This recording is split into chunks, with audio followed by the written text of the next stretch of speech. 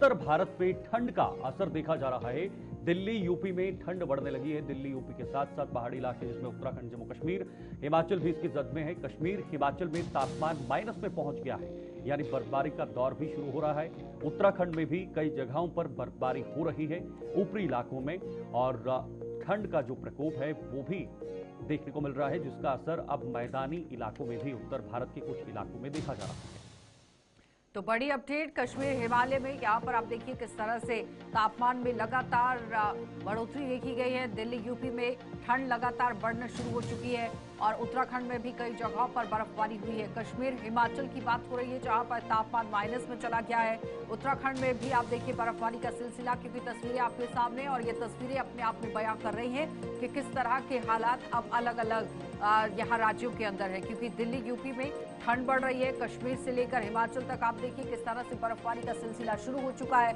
मैदानी इलाकों के अंदर यहाँ बारिश होने के आसार है, लेकिन फिलहाल जो इलाके हैं पहाड़ी, वहां पर बर्फबारी के आसार देखने के साथ साथ बर्फबारी शुरू भी हो चुकी है। तो खूबसूरती के लिए जो पहाड़ी इलाके जाने जाते हैं, जिस तरह से कश्मीर है, हिमाचल प्रदेश है, वो काफी तरीके से आप देखिए अब गुलजार होते नजर आएंगे, क्योंकि पर्यटकों के वहां पहुंचने की संभावना लगातार बढ़ गई है।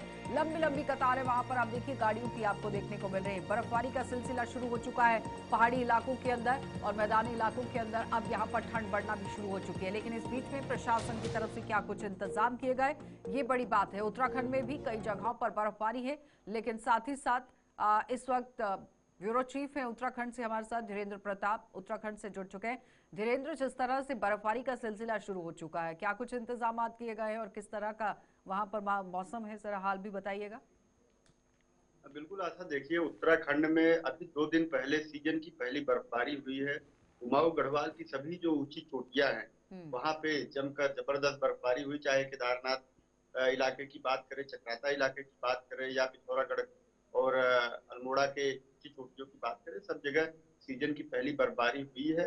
और उसके चलते प्रदेश में जो ठंड है का तापमान काफी गिर गया है।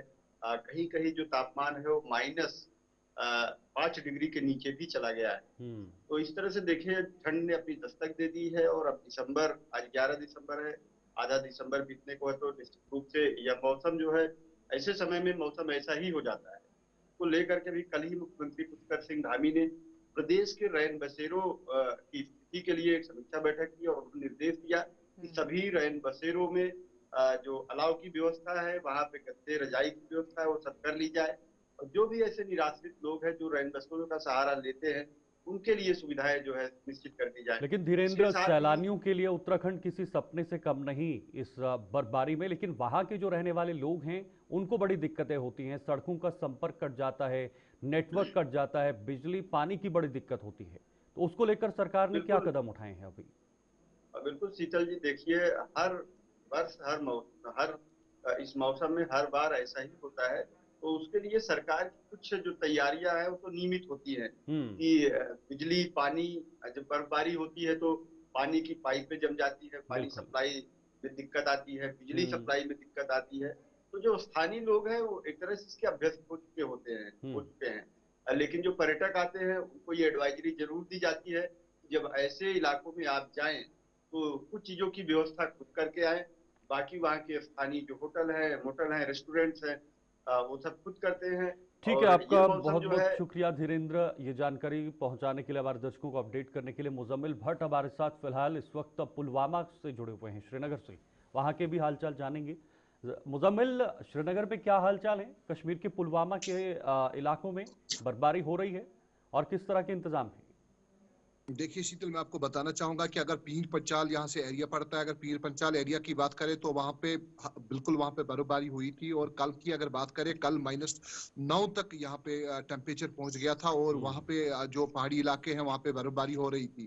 लेकिन अगर प्रशासन की बात करें तो प्रशासन के हर टाइम पे यही रहता है, यही एडवाइजरी रहती है कि जो बिजली, पानी और बाकी चीजें हैं वो बिल्कुल उनका इंतजाम, अहला इंतजाम रखे जाए। क्योंकि अगर साउथ कश्मीर पहलगाम की बात करें, पहलगाम में भी -9 का तक टेम्परेचर पहुंच गया था। लेकिन वहां पे अगर सैलानियों की बात करें तो बिल्कुल सैलानी इस चीज का लुत्फ उठाते हैं, क्योंकि वहां पे बर्फबारी जो हल्की हल्की हो रही थी तो उससे सैलानी उसका लुत्फ उठाते हैं। लेकिन बीच बीच में ये भी उनको बताया जाता है कि इससे कैसे चलना है, कैसे उठना है, तो और कैसे गर्मी रखनी है। लेकिन मुज़म्मिल, ये समय एक पीक आवर्स की तरह ही देखा जाता है। अगर हम बात करें स्टेक होल्डर्स की या फिर जो शॉपकीपर्स हैं, जो बिजनेसमैन लोग हैं, उनके लिए काफ़ी तरीके से ये समय बहुत ज़रूरी रहता है, इम्पोर्टेंट रहता है। उसको लेकर क्या कुछ इंतजामात प्रशासन की तरफ से कि जो टूरिस्ट बाहर से आए उन्हें कोई परेशानी ना हो और जो कारोबारी है उनका भी काम चलता रहे? बिल्कुल।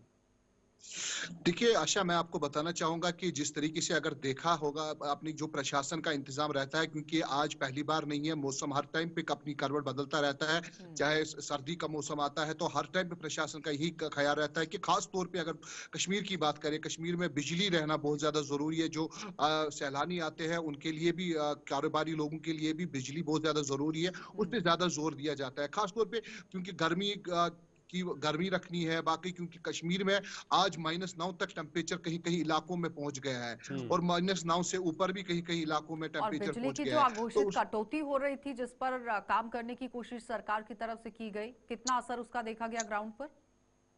देखिए आशा, मैं आपको बताना चाहूंगा कि जिस तरीके से अगर सर्दी की बात करें तो सर्दी में बिल्कुल बात कटौती रहती है बिजली की, क्योंकि जो लोड शेड्यूलिंग होती है तो लोड बहुत ज्यादा होता है, तो उससे कहीं कहीं पे कट ऑफ भी हो जाता है। लेकिन हर टाइम पे प्रशासन का यही रहता है कि लोड शेड्यूलिंग कम की जाए ताकि बिजली बाकायदा तौर पे हर जगह पे रहे।